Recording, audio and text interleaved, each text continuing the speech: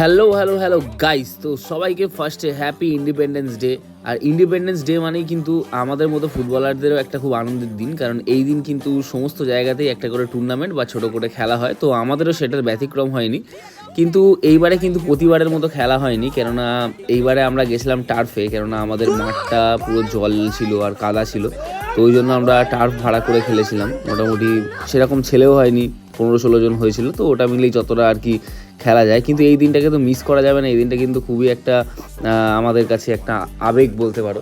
যারা আমরা ফুটবল খেলি, যে যেখানেই থাকি, প্রত্যেকবারই কিন্তু এরকমভাবেই টুর্নামেন্টটা হয়েই আসছে প্রতি বছর আমাদের। তো এবছরও তার ব্যতিক্রম হয়নি। তো ভালোই খেলা হয়েছিল এবারে। তো এবারে আমরা ফাইনালে গিয়ে হেরে যাই 1 গোলে। যাই হোক, হার জিত তো খেলার মধ্যে লেগেই থাকে, এখানে কিন্তু সবাই মিলেই আনন্দ করাটাই মেন। তো যাই হোক, আজকের ভিডিও আর বেশি বাড়ালাম না, এখান অবধি শেষ করলাম। আবার খুব শিগগিরই আসছে এরকম নতুন ভিডিও নিয়ে। টাটা।